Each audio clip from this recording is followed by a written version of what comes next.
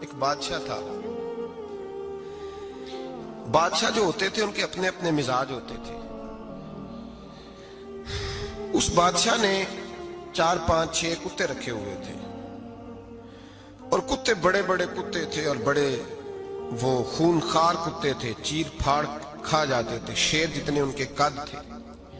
بادشاہ تھوڑا سا کسی آدمی سے ناراض ہوتا نا تو ایک بہت بڑے پنجرے کے اندر ایک بہت بڑا سلاخوں کا گھر اس نے بنایا ہوا تھا, اس میں کتے ہوتے تھے اور کتے کو جب باندھ کے رکھا جاتا ہے تو زیادہ زہریلا ہو جاتا ہے, وہ زیادہ اس کے اندر کرواہٹ آتی ہے, زیادہ کاٹتا ہے.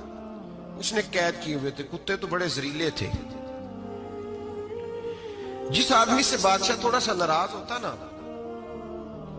تو وہ کتے کے آگے اس آدمی کو ڈالتا, کتے اس کو چیر پھاڑ کے کھا جاتے. یہ سزا تھی, لوگوں کو پتا تھا. بادشاہ کے وزیر نے بڑی خدمت کی بادشاہ کی, 35 سال تک نوکری کی. لیکن ہر سورج نے غروب تو ہونا ہی ہوتا ہے نا, ہر چاند نے ڈلنا بھی ہوتا ہے. اب بوڑھا ہونے لگا, وہ جو مضبوط حافظہ تھا وہ کمزور ہونے لگا, ہلکی ہلکی غلطی. بادشاہ مزاج کا بادشاہ تھا, نہیں سمجھ میں آیا تو میں نے کہا کہ لوگ کہتے ہیں ہمیں کام پیارا ہے, چم نہیں.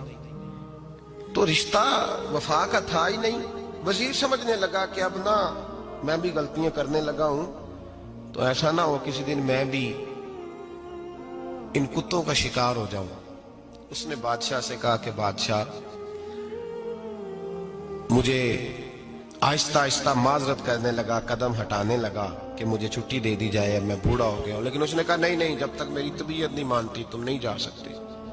مطلق العنان لوگ تھے. وزیر خاموش ہو گیا, پریشان رہنے لگا, غلطی ہو گئی یہ تو پھینک دے گا. ایک تجویز اس کے ذہن میں آئی. وہ جو پنجرے, کتوں کے پنجرے پر محافظ بیٹھا تھا نا, جو ان کو کھانا ڈالتا تھا, روٹی ڈالتا تھا, گوشت دیتا تھا, اس کو ایک دن کہنے لگا یار تیری ڈیوٹی ہے سارا دن کتوں کو کھانا دینے کی, گوشت دینے کی, تو 2 4 دن ڈیوٹی مجھے نہیں دیتا؟ تو لے لے, میں تو پہلے پریشان ہوں, سارا دن ان کی دیکھ بھال کرتا ہوں.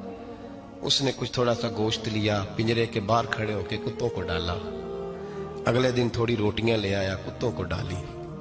2 4 دن, ہفتہ, مہینہ, سال بھر, جتنا اس کو موقع ملا وہ دن بھر خدمت کرتا. بس وقت ایک دن آ گیا,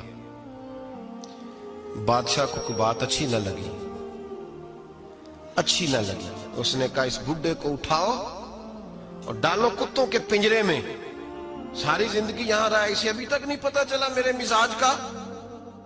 جب اٹھا کے پنجرے میں ڈالا نا تو بجائے اس کے کہ کتے اسے کاٹ کھاتے, وہ اس کے پیر چومنے لگے. وہ پیر چومنے لگے, ہاتھ چومنے لگے, چاٹنے لگے. تو بادشاہ اب سامنے کھڑا تھا نظارہ دیکھنے کو کہ چیر پھاڑ کرتے تو خوش ہوا کرتا تھا, خونخوار درندے جیسی اس کی طبیعت ہو گئی. جب دیکھا پیار کر رہے ہیں تو بادشاہ وزیر سے کہنے لگا یہ کیا ہے؟ تو وزیر رو پڑا, کہنے لگا تو سیاستدان تھا تو میں بھی سیاستدان تھا, ساری زندگی سیاست کی لیکن دنیا داروں کے ساتھ رہا, تو انجام یہ ہوا کہ مجھے اس پنجرے میں ڈال دیا گیا. دیکھ تو بہت بڑا سیانہ تھا اور میں بھی سمجھدار تھا, وزیر رہا, لیکن ہمارا روح کا رشتہ نہ بن سکا. ارے ہم سے تو یہ کتے ہی اچھے نکلے. تیری 40 35 سال خدمت کی تو نے کتوں کے آگے ڈال دیا. انہیں تو چند مہینے روٹی ڈالی ہے, میرے وفادار ہو گئے. چند مہینے روٹی, جنہ تنا وچ عشق نہ رچیا کتے نہ تھی چنگے. جنہ تنا وچ عشق نہ رچیا کتے نہ تھی چنگے. مالک دے کر راکھی کر دے سابر بھکھے ننگے. اور بابا بلے شاہ صاحب فرماتے ہیں تو راتی جاگے تے شیخ صدا میں, راتی جاگ دے کتے تے تیتھوں اتے مالک دا در مول نہ چھڑ دے. پاویں مارو 100 جتے تے تیتھوں اتے رکھا سکھا کھا. دنے جار رکھاں وچ ستے تیتھوں اتے ایک برکی دا قدر پچھانن. پاویں مالک ہو من ستے, ایک برکی دا اوپر کھڑے ہو کے کام نہیں کرانا پڑتا کہ میں کھڑا رہوں گا تو کام صحیح ہوگا, جاؤں گا تو نہ. ایک برکی دا قدر پچھانن پاویں مالک ہو من ستے. پھر اپنے آپ کو مخاطب کیا, کہنے لگے اٹھ بلیا چل یار منا لے نہیں تے بازی لے گئے. मुल्ला रूमी कहते हैं कि चिड़िया और चिड़ा मुज़क्कर मुअन्नस दोनों इकट्ठे बैठे थे। तो एक बंदा आ गया सूफी, मेरी तरह पगड़ी शकड़ी बांधी हुई, जुब्बे कुब्बे में लगा हुआ। ये जितने फितने आज आपको नज़र आ रहे हैं ना, ये जुब्बों के पीछे निकलते हैं सारे। आवाम बेचारी को तो पता ही नहीं था कि यहाँ भी उलझना है। इन्होंने पकड़ के चक्कर चला दिए, कभी कोई कहानी सुनाते हैं तो कभी कोई कहानी सुनाते हैं, कभी नहीं। और मैं शिकवा करने लगा हूँ, मुझे कर लेने दो। क्या तुमने कभी मईशत पर भी तकरीर की है? हुजूर ने मईशत नहीं दी? क्या तुमने कभी कौम को मुआशरत भी सिखाई है? ये भी तुमने बताया है कि जीना मरना कैसे है? वहाँ उलझाते हो जहाँ नौजवान कहते हैं कि यार तय कुछ नहीं हुआ आपके दरमियान अभी तक। जो कहानी सुना रहा था वो भी बड़े जज्बात में था, रो रहा था। जो रद्द कर रहा था वो भी जज्बात में था, रो रहा था। तो हम किधर जाएं? आपने कौम को किस दोराहे पे खड़ा कर दिया? शिकवा करने लगा हूँ। वो चिड़ा और चिड़ी दोनों बैठे थे। एक बंदा सूफी साफी आ गया, बड़ा जनाब, जुब्बा कुब्बा, बड़ी बात। तो चिड़िया चिड़े से कहने लगी उड़ जाएं, ये शिकारी ना हो। तो चिड़ा कहने लगा नहीं, शिकारियों का लिबास और होता है, ये तो दरवेशों का लिबास है, रहने दो, बैठे रहते हैं। उसने बड़ा समझाया चिड़िया ने, पर चिड़िया की बात मानता भी कोई नहीं ना। कभी कभी मान जाए करे, फ़ायदा होता है। अब चिड़िया की माने कौन? चिड़िया को तो लोग छोटा जानते हैं। तो वो चिड़ा बैठा रहा, पर वो बंदा आया। आए हाय, आप यकीन करें, लोग मेरे पास आते हैं तो वली समझ के आते हैं। वो जो मेरे पास वली समझ के, दरवेश समझ के आया, उसे सवाब मिल गया। लेकिन अगर मैंने धोखा किया तो क़यामत में मेरी सज़ा बढ़ जाएगी। मुझसे मेरा रब पूछ लेगा, वो तो ठीक था, वो तो तेरी पगड़ी दाढ़ी देख के आया था, तू अपनी बात बता, तेरे अंदर क्या था? तो वो करीब आया ना, वो सूफी दरवेश, इल्ला माशाअल्लाह, उसने ना गुलेल पीछे छुपाई हुई थी। उसने गुलेल निकाली और मारी और चिड़ा मर गया। चिड़िया बड़ी परेशान हुई, उसने जाके बादशाह को शिकायत की, जंगल के बादशाह को, शेर को।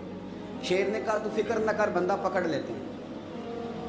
बंदा पकड़ लिया, गिरफ्तार कर लिया, सामने आ गया। तो चिड़िया कहने लगी, शेर कहने लगा चिड़िया से कि अब ना पकड़ तो हमने लिया है, सज़ा हमने नहीं देनी। अगर ये बात आपकी समझ में आ गई ना, मसला सिर्फ लीडरों का नहीं, कारकुन भी बड़े ख़तरनाक हैं। नाराज़ हो गए हो? मसला मुरीदों का नहीं, ये पीरों का नहीं, सिर्फ ये मुरीद भी नहीं कहीं हिलने देते। ये भी नई से नई कहानी रोज़ बना के लाते हैं और आके सुनाते हैं। सुनो, वो चिड़िया से कहने लगे, बादशाह सलामत शेर साहब कहने लगे कि सज़ा तेरी मर्जी की देनी है, तू बता क्या सज़ा दे। तो चिड़िया रो पड़ी, कहने लगी बादशाह इसे सज़ा कोई नहीं देनी, एक बस हुक्म देना है। उसे कहा वो क्या? तो वो कहने लगी इसे हुक्म करें, अगर इसने शिकार करना है तो लिबास भी शिकारियों वाला पहनना है। इसने लिबास सूफियों वाला पहनना है और अंदर से शिकारी है। बस इसे हुक्म करते हैं कि इसने शिकार करना है तो लिबास भी, अल्लाह करे आपकी समझ में बात आए। और सियासतदान, तूने लिबास पहन लिया है, खिदमतकार है तू शिकारी। और ब्यूरोक्रेट, ओ ताजर, तूने लिबास पहन लिया है, खिदमतकार, तू शिकारी है। ओ बहुत बड़ी जगह पे बैठे हुए अफसर, तूने लिबास पहन लिया है एक बहुत बड़े अफसर का, एक महकमे को संभालने का, और अंदर से तू रिश्वत खाता है, शिकारी है। और दरवेश साहब, मौलवी साहब और बड़े काम में लूटने के लिए दरवेश बन के तो ना लूट। आपकी तबीयत के अंदर दौलत से बेजारी, हजरत अबू दरदा, हजरत अबू मूसा अशरी, हजरत अबू हुरैरा रदी अल्लाह तआला अन्हु, ये समझ ले उनके क्लास फेलो थे, उनके साथ पढ़ा था इन्होंने। हजरत अबू ज़र गिफ़ारी इन पर भी जलाल करते। आप यकीन करें कि तबीयत ना ऐसे कैफ में आ गई इनको पढ़ के। इनको पढ़ा जब कुछ दिनों से, तो कुछ अनोखा, ये अनोखी वजह है, सारे जमाने से निराले हैं ये बंदे। कौन सी बस्ती के यार अब रहने वाले हैं, ये किस तरह के लोग हैं, क्या सोच है। हजरत अबू दरदा रदी अल्लाह तआला अन्हु के घर के करीब से गुजरे तो हजरत अबू दरदा मकान बना रहे थे। क्या जुमला कहा, तड़प गई रूह। फरमाने लगे अबू दरदा, तुझसे मुझे ये उम्मीद नहीं थी यार, فرمایا کیا ہوا؟ فرمانے لگے اب تیرا مکان بنانے کے لیے بھی اللہ کے بندوں کی پشتوں پر اینٹیں رکھی جائیں گی. تیرا مکان بنانے کے لیے رب کے بندوں کی پشتوں پر اینٹیں تیرے لیے. حضرت ابو دردہ نے گردن جھکا لی. فرمایا یار جہاں تو ہے نا تو بالکل ہی ٹھیک کہتا ہے. کیوں؟ میرے نبی پاک صلی اللہ علیہ وسلم نے فرمایا اس زمین کے اوپر اور آسمان کے نیچے ابو ذر غفاری سے سچا بندہ کوئی نہیں, ان سے زیادہ سچا کوئی نہیں. فرمایا تو ٹھیک کہتا ہے یار, صحیح کہتا ہے. حضرت ابو موسیٰ اشعری رضی اللہ تعالیٰ عنہ کو گورنر بنا دیا گیا عراق کا. اب حضرت ابو موسیٰ اشعری صحابہ میں ایک بڑے جلیل القدر صحابی ہیں, اور ان کی عظمتیں, رفتیں, بلندیاں کیا کہنا, بڑی گہری دوستی تھی. لیکن جب وہ گورنر بن گئے نا تو آپ نے فرمایا بس بھئی اب تو نے عہدہ لے لیا ہے, یہ بندے کو ٹھیک نہیں رہنے دیتی چیزیں, اب تو عہدے میں چلا گیا ہے.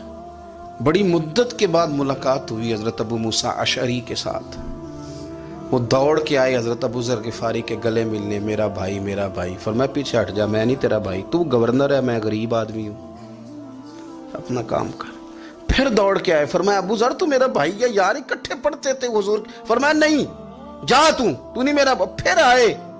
جانتے تھے نا یہ سچا بندہ ہے, یہ سچا بندہ ہے, یہ تقریروں والا نہیں, صرف وعظوں والا نہیں, اس کے اندر بھی بڑی سچائیاں ہیں. قریب آئے, آ کے کہا یار تو میرا بھائی ہے, میرے سینے لاگ. فرمانے لگے تو تیسری بار آیا ہے, مومن ہے, میں منہ نہیں موڑ سکتا, پر پہلے مجھے بتا گورنر بننے کے بعد تو نے مکان کتنے بنائے, باغ کتنے لگائے, چکیاں کتنی لگائیں, کتنے تو نے چیزیں بنائی ہیں, پہلے بتا. تو حضرت ابو موسیٰ اشعری نے ان کا ہاتھ پکڑا, رونے لگے. کہنے لگے جس محبوب سے تو نے تربیت لی ہے میں بھی انہی کا نوکر ہوں, جن کپڑوں میں میں عراق گیا تھا میرے آج بھی وہی ہیں. یار کیا بات کرتا ہے تو, میرے وہی ہیں. مجھے بتا اگر یہ عہدے خدمت کے ہم نہیں لیں گے تو پھر کیا ظالموں کو دیں گے, غیروں کو دیں گے؟ نہ کر, کچھ نہیں بنایا. حضرت سیدنا ابو موسیٰ اشعری رضی اللہ تعالیٰ عنہ روئے, اور جب کہا نا کوئی شے نہیں میرے پاس, تو فرمایا اچھا چل آ جا, پھر سینے لگ جا, تو واقعی میرا بھائی ہے. پھر حضرت ابو ذر غفاری نے محبت فرمائی. وہ درویشی, وہ فقیری, وہ سادگی, وہ نورانیت, وہ دل کے ساتھ اندر. ہمارے تو بہت سارے لوگ ہیں جو کہتے ہو کہاں لے جانا ہے مال, کیا ضرورت ہے مال کی, ہر وقت مال کی مخالفت کرتے ہیں. لیکن دل ان کا کہتا ہے کہ آئے صحیح, کسی طریقے سے پہنچے صحیح. حضور نے فرمایا بعض لوگوں کی زبانیں شہد سے زیادہ میٹھی, دل بھیڑیے سے زیادہ خطرناک. اوپر سے کہہ کچھ رہے ہیں, اندر حالات کچھ اور ہیں. لیکن حضرت ابو ذر غفاری رضی اللہ تعالیٰ عنہ دوری دولت سے, آپ فرماتے کیوں ہیں لوگوں کے پاس مال, کس لیے اتنا مال جمع کیا ہے, کیا ساری غریبی ختم ہو گئی؟ اور اگر آپ نے ابھی تک ہمارا چینل سبسکرائب نہیں کیا تو فوراً سبسکرائب کیجئے, ساتھ ہی بیل آئیکن پر کلک کریں تاکہ مزید آنے والی ویڈیو ہیں وہ آپ کو وقت پر ملتی رہیں. اللہ حافظ.